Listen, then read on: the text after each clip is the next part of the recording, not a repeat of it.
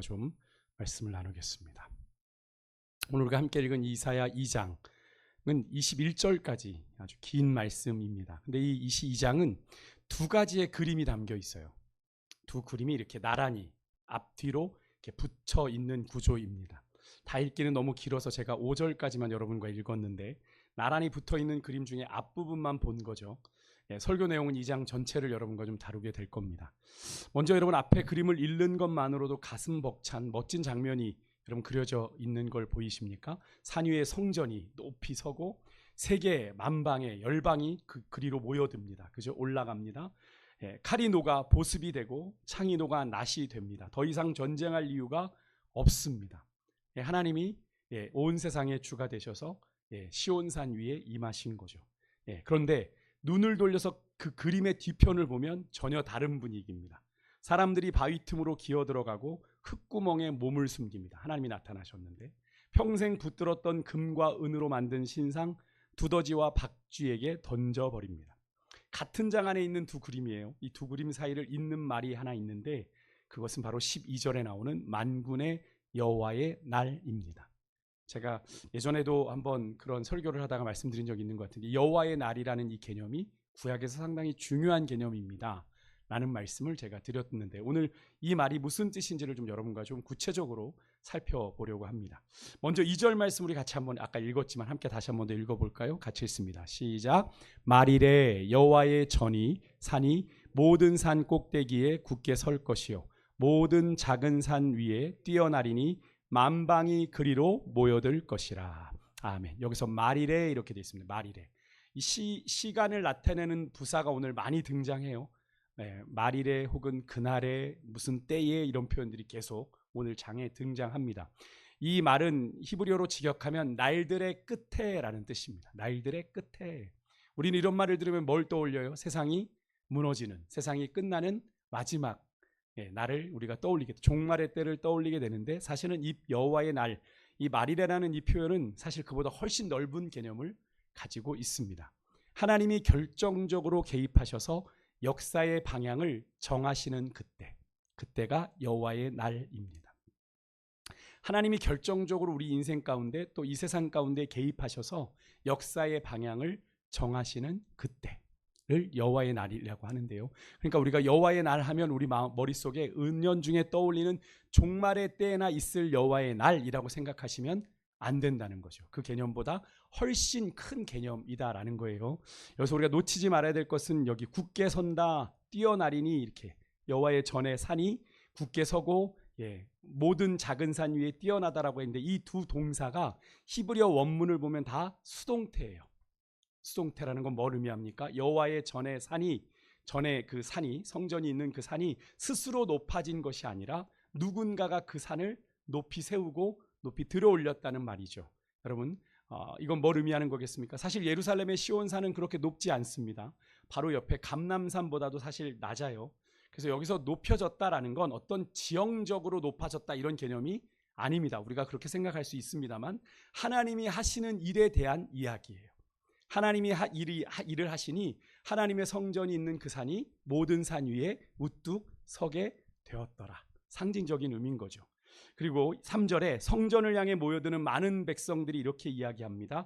우리 3절 한번 다시 읽습니다. 시작. 오라 우리가 여호와의 산에 오르며 야곱의 하나님의 전에 이르자 그가 그의 길을 우리에게 가르치실 것이라. 아멘. 여기에 오라라고 하는 이 단어를 표시해 두셔도 되고 꼭 기억해 두십시오. 그 뒤에 다시 나옵니다. 특별히 이사야서에서는 이 오라라는 단어가 계속 나오죠. 1장에서도 오라 우리가 서로 변론하자 뭐 이런 표현도 나왔잖아요. 그리고 이제 4절에 그 산에 올라간 이 만방의 백성들이 그 산에 올라간 결과가 나옵니다. 그렇게 하나님의 산에, 하나님의 전이 있는 그 산에 올라갔더니 어떤 일이 벌어졌어요? 읽습니다. 시작. 그가 열방 사이에 판단하시며 많은 백성을 판결하시리니 무리가 그들의 칼을 쳐서 보습을 만들고 그들의 창을 쳐서 낫을 만들 것이며. 하나님이 온 세상의 심판자가 되셔서 재판장이 되셔서 열방 사이에 판단하시고 판결하시니 무리가 어떻게 됐어요? 다 칼과 창을 뭘로 바꿨어요? 낫과 보습으로 바꿔버렸습니다. 여러분, 사람들이 먼저 평화롭게 살자라고 결심해서 칼을 내려놓은 것이 아닙니다. 그죠? 하나님이 먼저 그들을 판단하시고 판결하시고 난 뒤에 그 다음에 칼이 보습이 되는 그런 순서를 잘 보셔야 됩니다. 그러니까 뭘 의미하냐면 하나님의 다스림이 있을 때 진정한 평화가 이루어진다라는 겁니다. 아멘이십니까? 예, 주님이 다스리시는 그 나라가 되면은 사막이 꽃동산 되리, 그죠? 예, 사자가 어린 양과 뛰놀고 어린이도 함께 뒹구는 이런 평화로운 이 장면이 어떻게 이루어집니까? 주님이 다스리시는 그때가 되면은. 그러니까 여러분, 여기서 하나님의 다스림이 먼저고 평화는 그 하나님이 다스릴 때 임하게 되는 평화인 거죠. 그래서 여기서 보면 칼과 창이 없어지는 것이 아니라 모양이 바뀌죠. 사람을 죽이던 쇠가 땅을 갈아 사람을 먹이고 살리는 쇠가 된다. 여러분, 이 장면을 잘 기억해 두시길 바랍니다. 이것이 하나님이 우리에게 정하신 결말이에요. 우리가 여호와의 날에 하나님 앞에 서게 됐을 때 나중에 누리게 될 하나님의 평화가 바로 이런 장면이라는 거죠. 그리고 5절입니다. 함께 읽어볼게요. 5절 우리가 읽었던 마지막 절이죠. 같이 읽습니다. 시작. 야곱 족속아 오라, 우리가 여호와의 빛에 행하자, 이렇게 말합니다. 3절에 오라 했던 단어가, 열방이 오라 했던 그 단어가 바로 여기 나옵니다. 히브리어 레쿠라고 하는 단어인데, 히브리어 이방 민족들이 서로를 불러서, 이방 민족들이, 야곱의 족속 말고요, 이방의 족속들이 서로를 불러, 야 우리 시온으로 올라가자, 하나님이 우리를 가르쳐 주신대라고 하면서 올라가고 있는데, 정작 시온에 살고 있는 하나님의 택한 백성 이스라엘에게 선지자가 이런 말을 했어야 돼요. 5절입니다. 야 너희도 좀 올라가야 되지 않겠니? 너희 선민이라면서 지금 이방 민족들이 올라가고 있는데 너희는 뭐 하고 있는 거야? 왜 선지자가 이런 말을 해야 했을까요? 6절부터 그 이유가 나옵니다. 이스라엘이 왜 그렇게 되었는지를 우리가 알 수 있어요.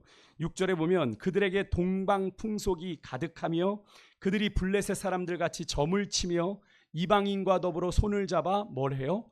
언약하였음이라. 그 땅에는 은금이 가득하고 보화가 무한하며 그 땅에는 마필이 가득하고 병거가 무수하며 그 땅에는 우상도 가득함으로. 뭔가 가득해요. 그죠? 가득하다가 4번이나 반복이 됩니다. 점술이 가득해요. 근데 여러분, 점술 잘 보십시오.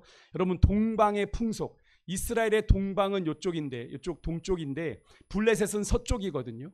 그러니까 이스라엘이 동방 서방과 교역을 많이 했는데, 교역을 하면서 자기의 정체성을 지킨 게 아니라 어떻게 했다는 겁니까? 그들의 우상들을 가져와서 그들 안에서 시행했다는 걸 의미해요. 서쪽에서도 동쪽에서도. 그죠? 예, 그것만이 아닙니다. 그리고선 이방인과 더불어 언약을 했어요. 손을 잡는 것도 문제인데 그들과 언약까지 맺었어요. 예, 그 땅에는 은금이 가득해요. 예, 뭐 점술이 가득하고 또 말과 병거가 가득하고 우상이 가득합니다. 여러분, 겉으로 보면 유다는 문제가 없어 보여요. 예, 교역도 잘 일어나고 돈도 많고 마필도 많고 뭐 우상도 가득하니 부유하고 강해 보였습니다만, 선지자의 눈에는, 이사야 선지자의 눈에는 그런 가득함이 다 공허하게 보이더란 말입니다. 왜요? 하나님이 후 불어버리시면 다 날아갈 것이니까. 여기에 여러분, 은금과 말과 병거 나란히 언급되고 있는 걸 잘 눈여겨보세요. 이게 뭔지 아십니까? 신명기 17장에 보면 왕이 가지면 안 되는 게 있어요. 왕이, 하나님께서 왕에게 금지하신 목록 가운데 뭐가 있냐면, 말을 많이 두지 말아라, 아내를 많이 두지 말아라, 은금을 많이 쌓아두지 말아라 말씀하신 게 신명기 17장 16절 17절에 나오거든요. 이 말은 뭐냐면, 여러분, 하나님을 의지하는 대신에 왕이 자신이 의지할 수 있는, 자신의 계산 가능한 힘을 쌓아두지 말라는 겁니다. 그러니까 이스라엘의 왕은 뭘 해야 돼요? 철저하게 누구만 의지해야 돼요? 하나님만 의지해야 되는데, 하나님 말고도 의지할 것들을 많이 쌓아두지 말라는 말씀이거든요. 근데 유다는 그 말씀에 어떻게 해요? 정확히 반대로 행했어요. 지금의 이 상태가. 여러분, 그리고 8절 이어지는 구절에 보면 자기 손으로 짓고 자기 손으로 만든 것을 경배했다 그래요.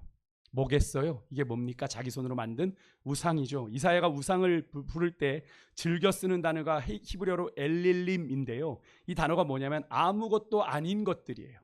맞죠? 우상은 아무것도 아닌 것들입니다. 제가 종종 말씀드렸죠. 우상은 내 욕심이 투영된 걸 만드는 겁니다. 그죠? 내 것을, 내가 돈에 대한 욕심이 있어요. 내가 뭐 그런 명예에 대한 욕심이, 그걸 만드는 게 우상이란 말입니다. 그래서 결국 그게 뭘 의미한다고 그랬죠? 하나님보다 내가 더 사랑하는 것, 이 우상이라고 그랬어요. 그러니까 아무것도 아닌 것인데 그런 우상을 이들이 경배했다라고 얘기합니다. 이들이 누군데요? 이스라엘 백성들이라니까요. 하나님의 선민이라고 자부하는, 우리가 요나서를 통해서 보았잖아요. 하나님의 선민이라고 하는 그 선민의식이 얼마나 무서운지. 9절에 보면 천한 자나 귀한 자나 상관없이 다 그 우상에게 절하고 굴복했다라고 되어 있습니다. 빈부귀천에 상관없이 우상을 찾았어요. 절하며 굴복하니 하면서 사람들이 낮아졌습니다. 그것도 스스로 자원해서 아무것도 아닌 우상 앞에 스스로를 낮추고 나는 아무것도 아닙니다 한 거예요. 여러분, 이 낮아짐을 꼭 기억하시길 바랍니다.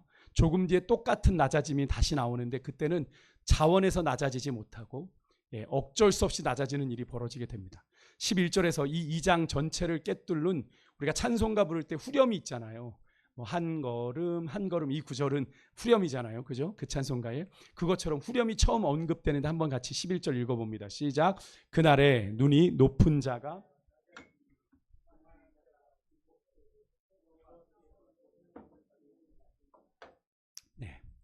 그날에 눈이 높은 자가, 그날이라는 표현 잘 보십시오. 그날에 눈이 높은 자가 낮아지고 교만한 자가 굴복되고 여호와께서만 홀로 높임을 받으십니다. 여호와의 날은 그런 날입니다. 그리고 12절에 조금 전 그날이 의미하는 여호와의 날에 대한 직접적인 말씀이 선포됩니다. 우리 12절 같이 읽을게요. 시작. 대저 만군의 여호와의 날이 모든 교만한 자와 거만한 자와 자고한 자에게 이 말이니 그들이 어떻게 돼요? 낮아지리라. 그들이 낮아지게 되는, 어쩔 수 없이 낮아지게 되는 날이 옵니다. 이 구절이 이사야서의 여호와의 날 처음 등장, 여호와의 날이란 표현이 이제 여러분 이사야서를 계속 매일 성경을 통해 묵상하시다 보면 자주 나오게 될 텐데 처음 등장하는 곳이 이 장이에요. 이 원어를 그대로 직역을 하면 만군의 여호와께 속한 날이 있다. 그러니까 하나님의, 우리가 그냥 인생을 살아가는 것 같지만, 세상의 역사가 흘러가는 것 같지만 만군의 하나님 여호와께서 정하신 날이 있다라는 거죠. 이 세상은 끝이 있습니다. 아멘이십니까? 역사가 하염없이 반복되는 게 아니라 하나님이 역사의 종지부를 찍으시는 그날이 반드시 있다라고 하는 걸 의미하는 거예요. 쉽게 말하면 하나님이 하루를 정해두셨어요. 우리가 잡은 날이 아닙니다. 우리가 1996년 98년인가요? 10월 28일? 그때처럼 우리가 정한 하나님의 때가 아닙니다. 하나님이 잡아두신 날이에요. 그날이 하나님의 날입니다. 오늘 본문 19절의 표현을 빌리면 19절에 어떤 표현이냐면 하나님이 일어서신다는 표현이 나옵니다. 하나님이 일어서신다. 지금까지는 하나님이 앉아서 두고 보셨어요. 참고 계셨어요. 그런데 이제는 더 이상 두고 볼 수 없어서 역사의 한 정점을 찍으시기 위해서 하나님이 움직이시는 때가 바로 여호와의 날이라고 하는 겁니다. 근데 12절에 그 여호와의 날이 누구에게 임하는지 이름을 대지 않았어요. 보면 여기 보면 그저 모든 교만한 자, 거만한 자, 자고한 자. 여러분, 이것이 같은 표현 아닙니까? 거의 그죠? 교만한 자, 거만한 자, 자고한 자. 여러분, 이 표현 안에, 근데 여러분 늘 하나님을 대적하여 범죄하는 일에는 그 안에 내가 하나님 되는 교만이 그 베이스에 깔려 있어요. 여러분 그걸 잘 보셔야 됩니다. 그래서 잠언이 가장 많이 경계하는 게 뭡니까? 교만이죠. 그죠?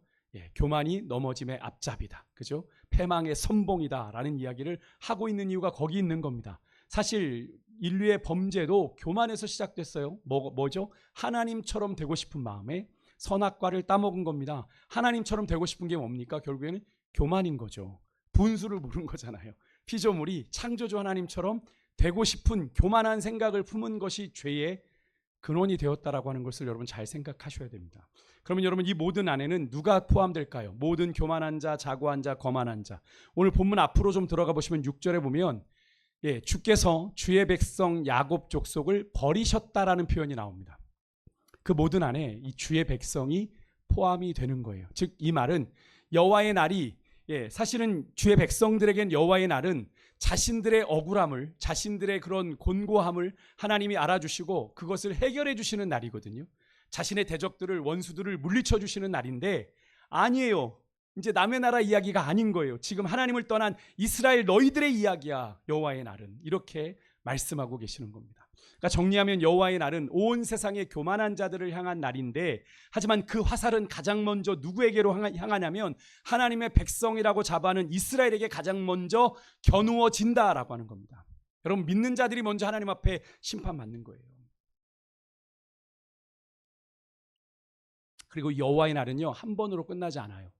그러니까 종말의 때만 오는 게 결코 아니라는 거죠. 여러분 이스라엘 역사 속에서도 여러분 우리가 뭐 깊이 인지하지 않아서 그렇지 남유다가 586년에 최종적으로 멸망했지 않습니까? 이미 여러분 히스기야 때 이스라엘은 탈탈 털렸어요. 열왕기하 19장에 보면 히스기야 때 아수르의 사네립이 침공을 했을 때 여러분 성경에 뭐라고 그렇게 유다의 모든 견고한 성읍들을 사네립이 다 쳐서 취했다라고 얘기합니다. 그리고 예루살렘만 덜렁 남아요. 이 얘기가 뭘 의미합니까? 예, 이스라엘이 초토화됐다는 걸 의미하는 거죠. 그죠? 다 빼앗기고 아수르에게 다 빼앗기고 예루살렘 성만 덩그러니 남아 있는. 그래서 예루살렘 성이 포위당해서 어떤 일이 벌어졌어요? 서로의 자식들을 잡아먹는 그 처참한 광경이 그 땅에서 벌어졌잖아요. 여러분 그 일도 그날도 여호와의 날이었던 것이고요. 또 하나 바벨론에 의해 BC 586년에 예루살렘 성전이 완전히 무너져 버렸을 때 그때도 또 한 번 이스라엘은 여호와의 날을 경험해요. 그런데도 정신을 못 차려요.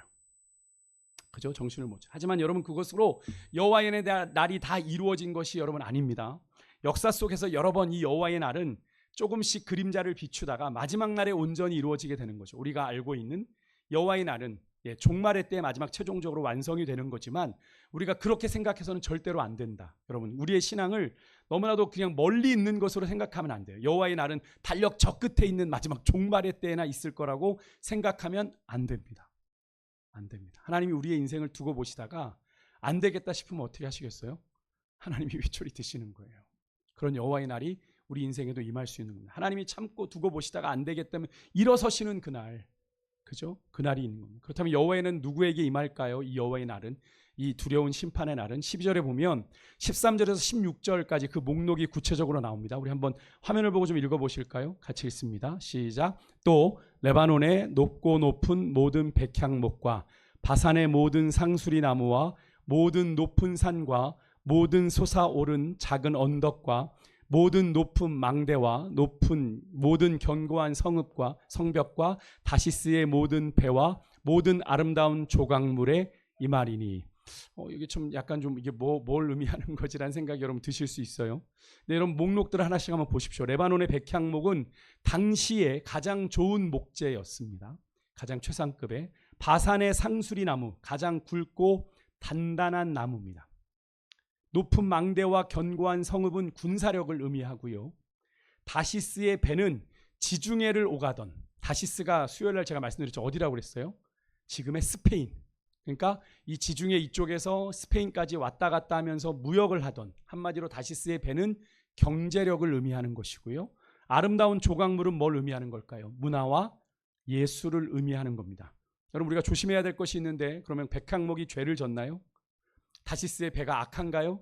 아닙니다. 이 목록의 공통점은 딱 하나, 높다는 거죠. 사람들이 그것을 딛고 그 위에 올라섰다. 즉 사람이 스스로 이룬 결과물, 내가 주인 되어서 이룬 결과물들에 대한 것이 하나님의 때가 임한다는 겁니다. 이사야 2장 전체를 하나로 묶고 있는 히브리어 낱말이 뭐냐면 높다라는 단어거든요. 높다. 2절에서 여호와의 산이, 성전이 있는 그 산이 높이 들리고, 12절에서는 사람이 스스로 노력으로 쌓아올린 모든 높은 것들, 하나님을 대적하려고 쌓아올린 바벨탑이 무너지게 되는 것을 말합니다. 이 둘이 정면으로 충돌해요. 하나님의 산이 높아지려면 사람의 산이 낮아져야 합니다. 이것이 여호와의 날의 원리예요. 그래서 17절에 11절과 똑같은 구절이 한 번 더 반복이 됩니다. 우리 17절 한번 같이 읽어볼까요? 같이 읽습니다. 시작. 그날에 자고한 자는 굴복되며 교만한 자는 낮아지고 여호와께서 홀로 높임을 받으시리라. 아멘. 같은 문장을 두 번 반복했다. 길지도 않은 구절 안에서, 물론 21절이지만 그 안에서 두 번을 반복했다는 건 그 사이에 있는 모든 것이 다 이 한 문장을 의미한다라는 걸, 그 한 문장을 위해 존재한다는 걸 말하죠. 그렇기 때문에 여러분 여호와의 날의 목적은 사실은 심판과 파괴가 아니라 여호와께서 홀로 높임을 받으시는 날입니다. 하나님만이 주님이십니다를 고백하게 되는 날이 여호와의 날이라는 거예요. 그렇다면 여러분 그날에 조금 전 17절에 낮아졌던 사람들은 어디에 있을까요? 18절부터가 그 답인데요. 먼저 18절 19절. 아까 자기들 낮춰가지고 우상들에게 절하던 그 사람들 어떻게 되겠습니까? 18절 19절 같이 읽겠습니다. 시작. 우상들은 온전히 없어질 것이며 사람들이 아멸과 토굴로 들어가서 여호와께서 땅을 진동시키려고 일어나실 때에 그의 위엄과 그 광대하심의 영광을 피할 것이라. 아멘. 그리고 20절 한번 보세요. 20절 같이 한번 읽습니다. 시작. 사람이 자기를 위하여 경배하려고 만들었던 은우상과 금우상을 그날에 두더지와 박쥐에게 던지고. 여러분, 두더지와 박쥐는 어디 사는 짐승이죠? 다 어두운 구멍 속에 사는 짐승들입니다. 그러니까 사람들이 평생 내가 붙들어 왔던 그 은우상, 금우상을 구멍 속 짐승들에게 던져버리는데 왜 그렇습니까? 그것들이 아무 소용이 없더라. 여호와의 날이 임하고 보니 그것들이 나를 구원해 주지 못하더라 라고 하는 걸 깨달았기 때문에 버린 거예요. 근데 여러분, 그 다음이 더 솔직히 무섭습니다. 우상을 그 구멍에 던져놓고 그 사람도 그 구멍에 따라 들어갑니다. 이미 19절에도 그런 표현이 나오죠. 사람들이 아멸과 토굴로 들어가서, 21절에 아멸과 험악한 바위 틈에 들어가서 하나님의 임재를, 하나님의 영광을 피하는 모습이 나오고 있죠. 여러분, 얼마나 비참하고 안타까운 모습입니까? 하나님의 선민이었는데 하나님을 버리고 나니 결국에는 그런 결말을 맞이하게 되는 거예요. 여러분, 이렇게 우리가 무엇을 붙들고 살았느냐, 여러분, 우리가 교회에 다니냐가 중요한 게 아니고요, 내가 정말로 예수님을 믿는가, 그리고 예수님을 믿고 내가 예수님을 온전히 붙들고 살았는가, 내가 아니면 예수님을 믿는다고 하지만 교회는 다니지만 세상 붙들고 살았는가, 그것이 결국 우리가 어디에, 최종적으로 어디에 있게 되는가를 결정합니다. 주님의 날에 우리가 어디 있게 되는지. 이 장면은 성경의 마지막 책에서 그대로 다시 나와요. 이 이사야의 말씀이요. 계시록 6장에 가면 어린 양이 6째 인, 7인 가운데 6째 인을 떼실 때에 땅의 임금들과 장군들과 부자들이 굴과 산들의 바위 틈에 숨는 장면이 나와요. 오늘 이사야의 장면과 상당히 유사하죠. 그래서 이사야 이 이상은요, 이미 끝나버린 이야기가 아니에요. 이스라엘의 역사 가운데 끝나버린 이야기가 아니라 이 계시록은 아직 이루어지지 않은 이야기잖아요. 아직 끝나지 않은 이야기입니다. 그러니까 여호와의 날이 우리에게 어떻게 임할런지 우리도 알 수 없는 거죠. 그리고 이 긴장이 이렇게 끝납니다. 그래서 이사야 선지자가 이렇게 얘기해요. 너희는 인생들을 의지하지 말아라. 그의 호흡은 코에 있나니 새말 가치가 어디 있느냐. 너희 인생을 의지하지 말아라. 이 구절을 히브리어로 그대로 원어로 직역하면 사람에게서 손을 떼라 라는 말입니다. 사람에게서 손을 떼라. 사람 붙들고 의지하던 그 붙들고 있던 그 손을 놓으라는 말입니다. 여러분, 이게 참 어려운 일이에요. 사람은 사회적인 동물이기 때문에 사람 안에서 더불어 살아야 하는데 사람을 의지해서는 안 된다라고 하는 거예요. 근데 인간인지라 자꾸 내 말을 잘 경청해주고 또 내 말을 잘 들어주고 나를 지지해주는 사람들을 자꾸 우리가 마음으로 의지하게 되는데 아니라는 거예요. 사람에게서 손을 떼라. 우리의 의지와 도움은 누구밖에 없어요? 하나님께만 있다라는 거죠. 여러분, 그의 호흡은 코에 있나니, 여러분, 이 말을 우리가 창세기 2장을 떠올리기입니다. 하나님이 흙으로 사람을 만드시고 그 코에 뭐를 불어넣으셨어요? 생기를 불어넣으신 장면을 우리가 떠올리게 되죠. 사람이 살아있는 건 우리가 코에 있는 그 숨 때문이죠. 여러분, 숨 막혀 보신 적 있으십니까? 가끔 우리 옛날 어릴 적 놀이할 때, 옛날 사촌들하고 놀 때 이불 뒤집어 쓰고 막 꽉 눌렀던 기억이 납니다. 그때 막 숨이 안 켜져. 숨 못 쉬어! 막 그래가지고 그때 초인적인 힘들이 막, 막 큰아버님네 형님들이 막 저보다 한 대여섯 살 많은 형님들이 막 저를 입을 덮어가지고 누르고 있으면 막 숨을 못 쉬게 되고 숨을 못 참게 했어가지고 막 제가 막 발길질을 하고 막 찼던 기억이 납니다. 불과 몇 분 사이에 일어나는 일이죠. 여러분, 정말 우리가 숨을 못 쉬게 되면 그것처럼 답답한 게 없죠. 근데 여러분, 그 숨은 우리의 겁니까? 아니죠. 누가 주신 거예요? 하나님이 우리에게 주신 거예요. 그래서 여러분, 하나님이 그 숨을 우리에게서 거두어 가시면 그날로 우리는 어떻게 되는 겁니까? 끝인 거예요. 끝인 겁니다, 여러분. 그러니까 여기서 말씀하시는 거죠. 새말 가치가 있느냐? 셈한다는 건 뭘 의미합니까? 계산한다는 걸 의미하잖아요. 내 힘, 내 실력, 내 사람, 내 통장. 어쩌면 내가 코에 숨 하나에 매달려 있는 것들이죠. 내가 살아있을 때만 필요한 것들 아닙니까? 그죠? 근데 그거 내가 코에서 이게 걷어가면 없는 것, 그걸 너희들 인생의 계산에 넣으면 안 돼! 라고 말씀하시는 거예요. 참 생생한 표현 아닙니까? 저는 오늘 이 말씀을 준비하다가 가끔 장례를 집례하다 보면 입관을 참관하게 됩니다. 입관을 하게 되면 이제 다 죽은 시신을 이제 염하는 장면을 옆에서 보게 되죠. 정말로 그냥 아무것도 없어요. 그죠? 그냥 옷만 입고 정말 공술에 공수로 걸어 간다고 정말 그렇습니다. 아, 숨이 끊어지면 아무것도 남지 않는구나. 아무것도 남지 않아요. 여러분, 그런 우리 인생에 하나님이 우리의 호흡을 거두어 가시면 끝나는 인생에 과연 내가 계산에 넣을 수 있는 것이 무엇이 있습니까? 하나님 외에는 우리의 인생에 변수가 생겨서는 안 되는 거예요.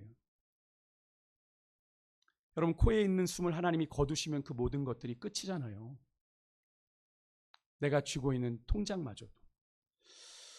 사랑하는 성도 여러분, 여호와의 날이라고 하는 건 우리들에게 겁을 주려고 하시는 하나님의 말씀이 결코 아니에요. 여러분, 하나님이 그렇게 말씀하시려고 했다면 오늘 본문을 그렇게 시작하지 않으셨을 겁니다. 오늘 2장을 잘 보시면 심판으로 시작하지 않아요. 우리가 읽었던 1절부터 5절까지 말씀, 하나님이 심판하시겠다는 말씀이 나옵니까? 아니죠. 5절에 보면 특히 야곱 족속아 오라, 우리가 여호와의 빛에 행하자라고 하는 콜링이 나옵니다. 그죠? 초청이 먼저 나오고 있다는 거예요. 심판의 선포보다 뭐가 앞섰어요? 하나님의 구원으로의 초청이 먼저 있었다라는 사실이 중요한 겁니다. 하나님은 지금도 우리를 그렇게 콜링하고 계시는 줄 믿습니다. 오늘 우리가 함께 나온, 그런데 이사야 2장에 오늘 우리에게 이렇게 물어요. 20절 다시 보십시오. 그날에 그 사람들이 무엇을 했어요? 평생 붙들었던 은, 우상, 금, 우상을 다 던져버립니다. 그러면 우리가 물어야 되겠죠. 언젠가 반드시 우리가 던져버릴 것, 오늘 우리는 왜 우리 안에 품고 있습니까? 내 인생을 지탱하고 내 인생을 버티게 해줄 것 같은 것이라고 붙잡고 있는 것, 그것 여러분 주님 앞에 섰을 때 나야 되는 것이라면 그것은 오늘 이미 아무것도 우리에겐 아닌 거잖아요. 근데 왜 우리가 그것을 자꾸 붙잡으려고 하는 걸까요? 여러분, 그 당시에 이 이사야의 예언을 듣던 유다도 잘 기억하십시오. 유다 백성들도 자기들이 선민인 자기들이 하나님을 떠났다고 생각하지 않았습니다. 그래서 우리가 이사야 1장을 이미 읽으셨겠지만 그들 안에 그 죄가 그렇게 가득한데 그들이 성전 제사는 여전히 행하고 있었죠. 성전도 그대로 있었고 하나님 앞에 제사도 그대로 드려지고 있었습니다. 근데 하나님이 뭐라고 그들의 모습을 평가하시죠? 너희들 성전 마당만 밟을 뿐이다 라고 말씀하셨습니다. 그들의 마음이 없이 형식과 그것만 남은 거예요. 그들이 잃어버린 건 예배의 형식이 아닙니다. 예배의 형식은 그대로 살아 있었어요. 그들이 의지하는 의지의 방향이 달라진 겁니다. 하나님만 의지해야 되는데 뭘 의지하기 시작했습니까? 다른 걸 의지한 거죠. 결국 여호와의 날이 임하면 결국 그들이 지금까지 기대고 의지했던 것들이 다 드러나게 되는 겁니다. 내가 뭘 의지하고 살았나? 내가 하나님만 의지합니다 했지만 내가 정작 붙들고 살았던 건 뭔가가 여호와의 날, 하나님의 날에 드러나게 된다는 거예요. 레바논의 백향목이요? 견고한 성읍이요? 단단한 상수리 나무요? 아니요. 다시스의 배도 다 가라앉습니다. 그날에 그대로 남는 것은 하나뿐입니다. 하나님이 친히 높이 들어 올리신 그 성전의 산이요. 여러분, 그렇다면 그 산은 결국 무엇을 가리키고 말하는 걸까요? 이사야는 그냥 산이라고 하지 않았고 여호와의 전의 산이라고 했습니다. 성전이 있는 산이에요. 결국 그 성전은 결국 무엇을 말하는 거죠? 요한복음 2장 19절에 보면 예수님이 친히 이렇게 대답하셨습니다. 같이 한번 읽어볼게요. 시작. 이 성전을 헐라 내가 사흘 동안에 일으키리라. 아마도 예수님의 말씀을 들었던 사람들은 그렇게 오해했죠. 그 당시에 헤롯 성전이 계속 중축되고 있었거든요. 46년 동안이나. 그러니까 46년 동안 지어온 이 건물을 생각한 거예요. 야, 우리가 이걸 지금 46년 동안 계속 이러고 있는데 네가 사흘 만에 짓는다고 헛소리하고 있네, 이렇게 예수님께 반응했잖아요, 그때. 그죠? 하지만 요한은 21절에 이렇게 못 박습니다. 그러나 예수는 성전된 자기 육체를 가리켜 말씀하신 것이라.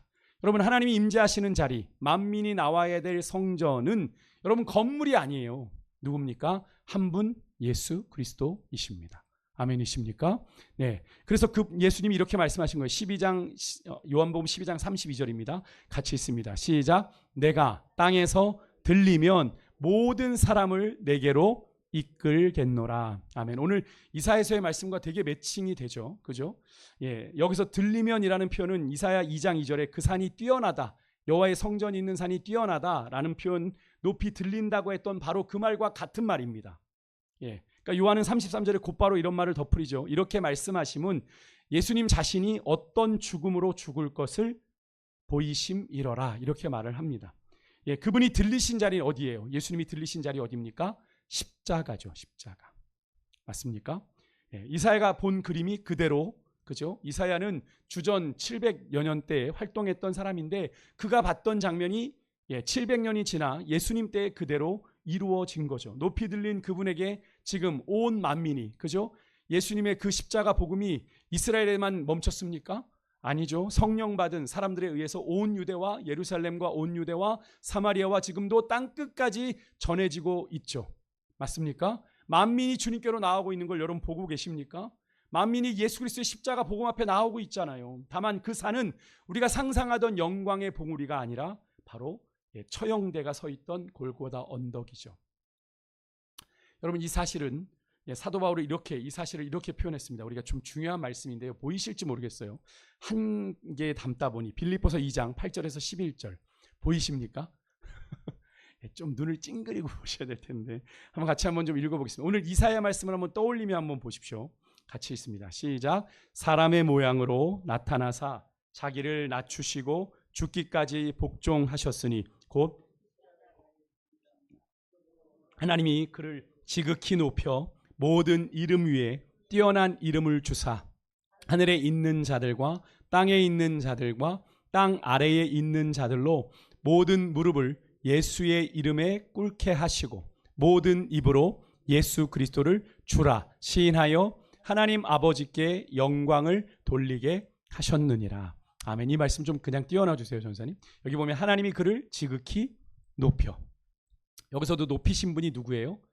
예수님 스스로 높아지신 게 아니라 하나님이 그를 지극히 높이셨습니다. 아까 제가 수동태란 표현을 썼죠. 여호와의 성전의 산이 높이 들렸다라고 하는 게 수동태라고 그랬습니다. 하나님이 그렇게 높이신 거라고 그랬죠. 그죠? 자기 아들을 그렇게 성전을 높이 들어 올리신 것처럼 자기 아들을 높이 들어 올리셨습니다. 스스로 예수님이 높아지신 것이 아니에요. 스스로 십자가로까지 낮아지신 예수님을, 그죠? 하나님이 높이 들어 올리셨습니다. 그리고 모든 무릎을 예수의 이름에 꿇게 하셨다. 이건 바울이 지어낸 말이 아니라 잠깐 그 다음 PPT 이사야 45장 23절에 보면 이런 표현이 나옵니다. 내게 모든 무릎이 꿇겠고 모든 혀가 맹세하리라. 하나님의 말씀이거든요. 하나님께 모든 무릎이 꿇고 모든 혀가 맹세한다라는 이 표현을 바울이 여호와께 꿇으라 하신 그 무릎을 누구 이름 앞에? 예수 이름 앞에 꿇게 했다라고 사도 바울은 표현한 거예요. 그렇게 갖다 쓴 겁니다. 그러니 여러분 이사야 2장에 반복되던 후렴이 이제 여기서 완성이 되는 거죠. 여호와께서 홀로 높임을 받으시리라 하는 이 마지막 후렴의 말씀이 여기서 완성이 되는 거죠. 아들이 높아지는 것은 하나님 아버지가 영광을 받는 거랑 결코 상충되지 않습니다. 그죠? 그래서 이 여기 마지막에 보시면 빌립보서 2장 그 마지막에 PPT 띄워주세요. 모든 입으로 예수 그리스도를 주라 시인하여 누구에게 영광을 돌려요? 하나님 아버지께 영광을 돌리게 하셨다라고 합니다. 예수 그리스도를 주라 시인하여 하나님 아버지께 영광을 돌리게 하셨다. 여러분 이사야가 멀리서 바라본 이 높이 들린 산의 이름은 바로 예수 그리스도이십니다. 그러므로 우리가 해야 할 일은 하나인 거죠. 그날이 오기 전에, 언제일지 모르지만 여호와의 날이 오기 전에 스스로 주님 앞에 우리가 낮아지는 겁니다. 예수님처럼 섬기는 자가 되는 거죠. 예수님께서는 내가 섬김을 받으려 함이라 섬기러 왔다라고 말씀하시며 끝까지 예수님의 십자가 처형 그 전까지도 제자들의 발을 씻기시며 섬기는 낮아짐의 모습을 보여주셨던 이유가 바로 그것이죠. 여러분 손에 붙들고 있는 것을 놓는 겁니다. 하나님 아닌 것들을 하나님보다 더 붙잡고 의지했던 걸 내려놓는 겁니다. 여러분 그렇게 하나님 앞에 홀로 높임을 받으시는 그분 앞에 그분만을 올려드릴 때 하나님은 그 인생을 하나님께서 높여 주시게 되는 겁니다. 여러분 오직 여호와께서 홀로 높임을 받으시리라. 이것이 오늘 이사야 2장이 오늘 우리에게 주는 여호와의 날의 교훈인데요. 여러분 우리가 이 여호와의 날을 우리가 가슴속에 품고 좀 기도의 자리로 함께 나아갔으면 좋겠습니다. 여러분 여기서 좀 질문을 여러분들에게 드릴게요. 여러분은 이 여호와의 날에 대한 말씀을 들으시면서 아까도 우리가 예배 전에 잠깐 우리 집사님하고도 얘기했습니다만 여러분이 구약의 이야기가 그냥 과거의 이야기가 수천 년 전의 이야기가 아니라 오늘의 우리의 이야기라는 걸 여러분이 보실 수 있어야 됩니다. 과연 이스라엘 백성들만 저러고 있냐는 거죠. 여러분 이스라엘 백성들 하나님의 선민이고 하나님의 택한 백성이라고 했는데 그들만 저렇게 우상 붙잡고 하나님 아닌 것으로 그들의 만족을 삼고 살고 있냐는 거죠. 아니라는 겁니다. 오늘 우리가 그렇게 살아가고 있다는 거죠. 교회에 왔을 땐 그럴듯해요. 목사고 권사고 집사고 그러니 그럴듯해 보입니다. 대단한 믿음이 있는 것처럼 보여. 근데 우리가 세상에 갔을 때 정말로 세상 사람들 하나님 없이 사는 그들과 구별됨이 있냐는 거죠. 삶의 가치가, 삶의 기준이 다르냐는 거죠. 다르지 않다라는 거죠. 그들이 붙잡는 것 똑같이 붙잡으면서 전전긍긍하며 살아간다는 거죠. 하나님이 우리의 삶을 구속하셨다라고, 우리의 삶을 십자가 피값으로 사셨다고 고백하면서도 우리는 여전히 하나님을 향한 믿음이 없어서 다른 것들을 자꾸 붙잡으려고 하는 거죠. 여러분, 그런 모습이 오늘 이사야서의 이야기입니다. 근데 그러다가 여호와의 날이 이르면 어떻게 할 겁니까? 여호와의 날이 이르게 되면 그때 가서 주님 앞에 나 이것 붙들고 살았는데 이거 주님 아닙니까? 아니야. 결국엔 여러분, 오늘 아침에도 제가 그런 말씀 드렸습니다. 후에 제가 갑자기 기억이 안 나는데, 후회하는 날이 온다고, 늦게 되면 후회하는 날이 온다고 제가 말씀을 드렸던 기억이 나는데요. 여러분, 우리가 신앙이 늘 우리에게 기회가 있는 것이 아니에요. 늦으면 후회하는 때가 반드시 옵니다. 여러분, 우리가 주님 앞에 돌이킬 수 있을 때, 깨닫게 하셨을 때, 듣게 하셨을 때 돌이키는 게 은혜입니다. 여러분, 우리의 삶이 구원받았다고 하는 건 구원받은 그 순간부터 누구를 위한 삶이어야 되는 거죠, 여러분? 하나님을 위한 삶 맞습니까? 주님을 위한 삶 맞아요? 그럼 여러분, 주님을 위해서 여러분의 하루의 삶에 이렇게 여쭙게요. 물질은 얘기 안 하겠습니다. 시간을 얼마나 드리고 계세요? 얼마나 여러분 하나님을 향한 시간을 드리고 계세요? 주를 위한 삶이라고 할 것이 여러분에게 무엇이 있습니까? 여러분, 그것이 없는데 우리가 무슨 주를 위한 삶을 사는 거예요? 여러분, 우리가 진지하게 질문해야 돼요. 우리의 신앙의, 제가 지난주에도 여러분들에게 말씀드렸죠. 신앙의 연륜이라고 하는 게 가장 벗기 어려운 옷이라고. 내가 그동안 지금까지 신앙생활 해왔던 그 수십 년의 신앙생활이 내겐 나름대로 자랑스러운 프라이드지만 그것이 하나님을 향한 간절함을 잃어버리게 만든다면 그거 벗어버려야 돼요. 그것을 벗어버려야 돼요. 오늘 이 시간에 내가 하나님 앞에 나아가는데 나 이 정도면 충분하지 않나, 괜찮은데 이러고 있는 거죠. 우리의 마음이. 그죠? 여러분, 그러면 하나님의 은혜를 우리가 갈망할 수가 없게 돼요. 여러분, 그것이 아니라고 깨달아질 때, 내가 지금 하나님 사랑한다고 입으로는 너무나도 이야기하지만 나 하나님 사랑하지 않고 있구나. 여러분, 믿음이 행함은 아닌데요. 믿으면 행함으로 나오잖아요. 믿으면 그 증거가 나오잖아요. 믿는다는 증거가 행동이나 말이나 모션에서 나오잖아요. 그런데 우리가 믿음의 그런 증거가 아무것도 없으면서 자꾸 입으로만 믿는다, 입으로만 사랑한다 하면 그 사랑이 진짜냐고요? 아니잖아요, 여러분. 근데 우리가 그런 착각에 지금 한국교회가 많이 빠져 있어요. 우리 성도들이 많이 빠져 있어요. 그러니 자꾸 상투적으로 하나님 사랑합니다 고백하고 그 순간만 예배 때 나와서 회개하고 돌이키는데 다시 세상으로 돌아가면 아무것도 아닌 것처럼 살아요. 하나님 없는 것처럼. 여러분, 그런 삶이 반복되면 여러분, 우리가 여호와의 날이 임할 때 우리가 어떻게 주님 앞에 서겠어요? 무엇을 가지고? 그죠? 하나님, 내가 이 믿음이라고 하고 이거 붙들고 왔는데 너 내가 모른다. 나는 너를 모른다. 불법을 행하는 자라 내가 내게서 떠나가라. 말씀하시면 어떡하겠어요, 여러분? 그때는 후회해도 늦습니다. 때는 늦는 거예요. 여러분, 그것을 꼭 기억하시고 오늘 이 밤 우리가 좀 우리 안에 질문을 던지며 기도의 자리로 좀 나아가기를 원하는데요. 나에게, 여러분, 이스라엘 백성들이 이루었다고 했던 레바논의 백향목, 다시스의 배, 견고한 성읍, 혹시 여러분이 붙잡고 있는, 내가 이거 무너지면 내가 무너질 것 같아서 여러분 하나님보다 먼저 내 계산에, 인생의 계산에 넣고 있는 것, 여러분 한번 떠올려 보셨으면 좋겠어요. 하나님은 그것 내려놓으라고 말씀하십니다. 여러분은 지금 어디에 낮춰지고 계세요? 낮아지고 계세요? 여러분, 혹시 세상의 그 가치 아래 낮아지고 계시지 않습니까? 여러분, 하나님이 오시기 전에, 그날이 오기 전에 우리가 낮아져야 돼요. 미리 하나님 앞에서 정말 우리가 내 손에서 놓아야 할 것이 무엇인지를 좀 깨닫는 오늘 이 밤이 되었으면 좋겠고, 마지막 우리가 하나님의 산을 향해 올라가고 있는지, 아니면 내가 이 성전 곁에 머물고 있다는 이유로, 내가 교회를 왔다 갔다 하는 이유로 성전이 내 안에 있다고 이스라엘 백성들은 정작 올라가지 않았던 그 시온산, 여러분, 우리 혹시 그런 모습 아닌지, 내 안에 나 주일날 교회 왔다 갔다 잘하고 있는데 이만하면 괜찮은 거지라고 생각하며 여러분 그 자리에 계시면 여러분 안 돼요. 바디메오 같은 역사를 경험할 수 없게 됩니다. 오늘 이 밤 우리가 정말로 주님을 향한 좀 간절함으로 나아가기를 원하는데요. 여러분, 우리가 이 찬양을 좀 같이 고백했으면 좋겠습니다.